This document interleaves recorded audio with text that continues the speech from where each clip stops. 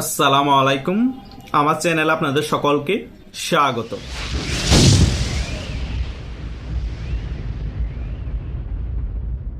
Doctor Yunus এবং তারেক জিয়ার family সহ যমুনার মধ্যে যে বৈঠকটি হয়েছে, সে বৈঠকটি নিয়ে সারা বাংলাদেশের মধ্যে একটি তোলপাড় শুরু হয়ে গিয়েছে। অনেকেই বলতে শুরু করে দিয়েছে, তাহলে তারেক জিয়ার সাথে এই ডক্টর ইউনূস ফাইনাল ডিলটি করে ফেললো।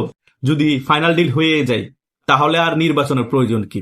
তারেক জিয়ার হাতে ক্ষমতা তুলে দিলেই তো পারে। আজকে এই সকল বিষয় নিয়ে একটি আলোচনা করব। আশা করছি আপনারা শেষ পর্যন্ত ভিডিওটি দেখবেন, সকল বিষয় একেবারে ক্লিয়ার হয়ে যাবেন। প্রথমত, ডক্টর ইউনূস এই বুড়া খাটাসটা এত ইজিলি তারেক জিয়ার সাথে ডিল ফাইনাল করবে না। যতক্ষণ পর্যন্ত 100% সে ইনশিওর হবে না সে ক্ষমতা থেকে চলে গেলেও রাষ্ট্রপতি হচ্ছে না, ততক্ষণ পর্যন্ত খুব ইজিলি একটি নির্বাচন দিয়ে বিএনপি জিতে যাক, বিএনপি ক্ষমতায় চলে আসুক, আমি বিদেশ চলে যাব, তা হবে না।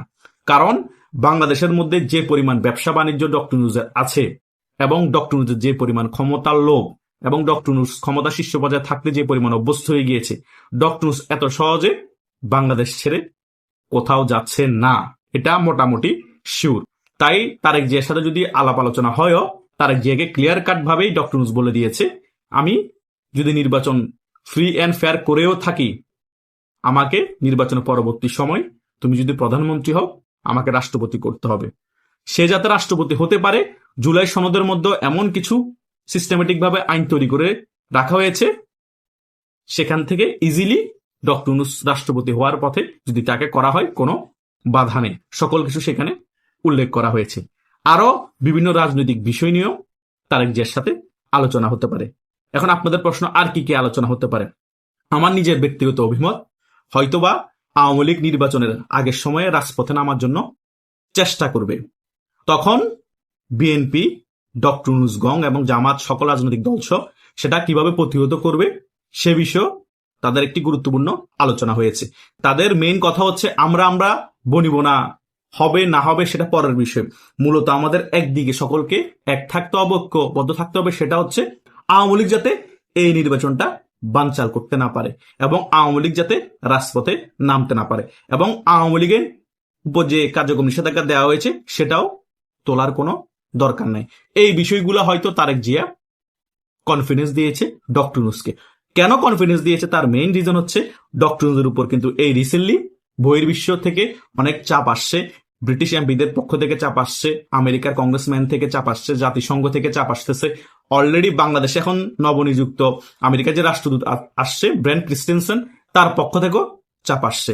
সেই কারণে বিএনপির যে এখন চেয়ারপারসন হয়েছে বা চেয়ারম্যান হয়েছে তারেক জিয়া, তার একটি ভরসা দেওয়া প্রয়োজন ছিল ডক্টর ইউনূসকে। সে ভরসা দিতে গিয়েছে, আবার একটা ডিলও হয়তো করতে চেয়েছে। কিন্তু ডক্টর ইউনূস কিন্তু মোড সুইং বেশি করে।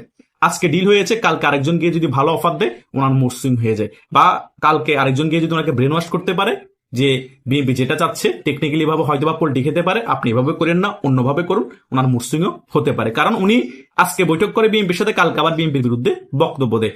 আজকে বৈঠক করে বিএনপির সাথে, কালকে আবার বক্তব্য দেয় নাহিদ ইসলাম এবং এনসিপির অনেক নেতা, এমপিও হতে পারে, মন্ত্রীও হতে পারে। আবার তিনি ভোটের পক্ষ প্রচারণা চালায়, মানে এক পক্ষের হয়ে। উনি নিউট্রাল থাকতে পারছে না। সে কারণে ডক্টর ইউনূসকে বিশ্বাস করা যায় না। কারণ ডক্টর ইউনূস অন্য লেভেলের খেলোয়াড়। কারণ তিনি ইন্টারন্যাশনালি ভাবে সকল ইহুদি নাসারার সাথে মিশতে কিভাবে মুনাফিকি করতে হয়, আবার জামাতের সাথে এখন বাংলাদেশের রাজনীতিতে একেবারে ঘনিষ্ঠ হওয়ার পর কিভাবে মুনাফিকি করতে সকল কিছু শিখে গিয়েছে। তাই ডক্টর ইউনূসকে যদি বিএনপির যে নতুন চেয়ারম্যান হয়েছে তারেক জিয়া মনে করে যে কাঁচা খেলোয়াড়, সেটা ভুল করবে। ডিল ফাইনাল হলো, মনে হতে হবে নির্বাচনের আগ পর্যন্ত, ক্ষমতায় বসার আগ পর্যন্ত ডিল এখনো ফাইনাল হয়নি। আগে একেবারে ক্ষমতায় বসিয়ে, আগে একেবারে প্রধানমন্ত্রী হয়ে তারপর মনে করবো ডিল আসলে তখন ফাইনাল হয়েছে। কারণ নির্বাচনের দিনও কিন্তু ডক্টর ইউনূস চাইলে খেলা ঘুরিয়ে দিতে পারে। কারণ জোট যার মুল্লুক তার। কারণ ডক্টর ইউনূসের সাথে জামাতপন্থী যে সকল সিন্ডিকেট আছে সকলেই থাকবে। ডক্টর ইউনূস যদি চিন্তা করে আমি 160টা বা 55টা আসন জামাতকে পাইয়ে দিব, কোন কোন আসন সিলেক্ট করে ফেলবো, নির্বাচনের রাতের আগের দিন ডিক্লেয়ার দিবে, এত আসনে, এই আসনে জামাতের প্রার্থী জয়লাভ করেছে, 5000 ভোটে 1000 ভোটের ডিফারেন্স হয়েছে বিএনপির সাথে। বিএনপি কি করবে? কিচ্ছু করার নাই রে ভাই। বিএনপি তখন বলবো আমি নির্বাচন বয়কট করলাম। বয়কট করলে লাভ কি হবে? আবার ডক্টর ইউনূস ক্ষমতা থাকবে। বিএনপি তখন আন্দোলন যদি নামে ডক্টর ইউনূসের পতনের জন্য বা জামাতের পতনের জন্য, তখন কি হবে? তখন আবার আওয়ামী লীগ ফিরে আসবে, কারণ বিএনপির তখন আর কোনো পথ নাই। ঘুরে ফিরে বিএনপির উপরেই রিস্ক বেশি হবে।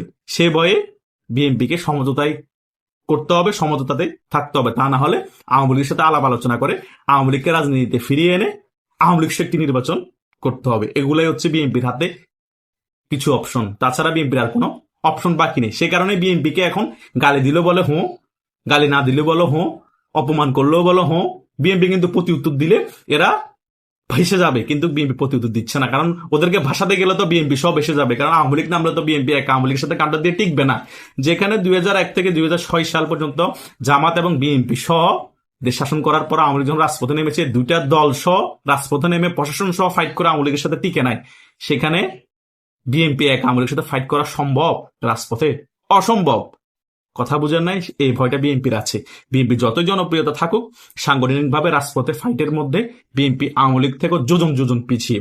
শিবিরের কর্মী কম, জামাতের জনসমর্থন কম হলো, রাজপথের ফাইটের মধ্যে 19-20 আওয়ামী লীগের সাথে, ছাত্রলীগের সাথে এই শিবিরের কর্মীদের। তাই রাজপথের রাজনীতিতে আওয়ামী লীগ কখনোই বিএনপিকে কাউন্টে নেয়নি।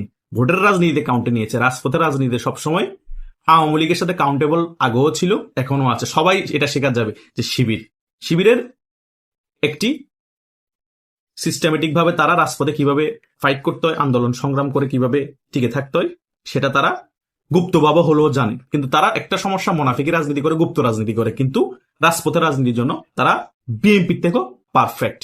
কিন্তু আওয়ামী লীগ একাই 100। এটা বাস্তবতা। হয়তো এখনো সংগঠিত হয়ে নামতে পারে নাই। 2-3 বছর পরে হোক, 1 বছর পরে হোক, 2 মাস পরে হোক, বা 10 দিন পরে হোক, যখন সংগঠিত হয়ে নামবে, তরুণ সমাজ বুঝতে পারবে আওয়ামী লীগ কোন লেভেলের খেলোয়াড়। আর আওয়ামী লীগের সাথে যখন ওদের অঙ্গ সংগঠন নামবে রাজপথে, তখন বুঝতে পারবে কত ধানে কত চাল। এই ডক্টর ইউনূস গং। ডক্টর ইউনূস অন্তত যদি আল্লাহ বেঁচে থাকে, তখন উনি রাষ্ট্রপতি থাকুক বা বিদেশে পালিয়ে থাকুক, তখন বুঝতে পারবে এই আওয়ামী লীগকে কখনো এভাবে কোণঠাসা করে, এভাবে গ্রেপ্তার, হুমকি ধামকি দিয়ে দমানো যায় না। আওয়ামী লীগ আগেও যেভাবে ফিরে এসেছে, এখনো দ্বিগুণ শক্তি নিয়েই ফিরে আসতে পারে। এটা বাস্তবতা। এটা সকলেই মানে, বিএনপি সকল এমপি প্রার্থী যারা, তারা বিভিন্ন বক্তব্যের মাধ্যমে নিয়ে বলার চেষ্টা করে। মির্জা ফখরুলও কিছুদিন আগে বলেছে যে আমি বড়দল বলতে তো বাংলাদেশে আওয়ামী লীগ বিএনপিকেই বুঝি। আবার বিএনপির অনেক প্রার্থী এখন বলছে যে হত্যাকাণ্ড হয়েছে বিচার বহির্ভূত, এগুলো তো পুলিশ ঘটিয়েছে, আওয়ামী লীগ ঘটায়নি। তার মানে কি? সকলে চায় বাংলাদেশের রাজনীতি আওয়ামী লীগ ফিরে আসুক। কারণ যে সকল বিএনপি নেতা এখন দেখছেন বড় বড় বিএনপির মুখপাত্র হিসেবে কথা বলে, তারা কিন্তু একসময় আওয়ামী লীগ করতো। বাংলাদেশে আওয়ামী লীগ ছাড়া তো কোনো দলই ছিল না, সকল কিছু পুষ্ক দল ছিল। বিএনপি গঠন হয়েছে অনেক পরে, জাতীয় পার্টি গঠন হয়েছে অনেক পরে। জামাত আওয়ামী লীগের থেকে পুরনো সংগঠন, কিন্তু বাংলাদেশের জন্য জামাতের কোনো অবদান নাই। উল্টা জামাত হচ্ছে মুক্তিযুদ্ধ বিরোধী শক্তি। জামাত পাকিস্তানি একটি রাজনৈতিক সংগঠন। জামাতকে আমি কাউন্টে কেন নিব বাংলাদেশের রাজনীতিতে? কথা বুঝেন নাই? এটাই হচ্ছে বাংলাদেশের আসল বাস্তবতা। আপনাদের কাছে আমি এই ভিডিওতে সকল কিছু পুঙ্খানুপুঙ্খানুভাবে ক্লিয়ার করে দিয়েছি। তাই তারেক জিয়া এবং ডক্টর ইউনূসের বৈঠকের ফলে ডক্টর ইউনূস যমুনা থেকে চলে যাবে বা ডক্টর ইউনূস সেফ এক্সিট নিয়ে নিবে, এই সকল বিষয় এত তাড়াতাড়ি চিন্তা করার কোনো প্রয়োজন নেই। এখনো অনেক সময় বাকি আছে, অনেক খেলাও বাকি আছে আমাদের। সেজন্য আরো সময় অপেক্ষা করতে হবে। আশা করছি সকল বিষয় বুঝতে পেরেছেন। আপনাদের যদি কোনো মন্তব্য থাকে কমেন্ট করে জানাতে পারেন। ধন্যবাদ সকলকে।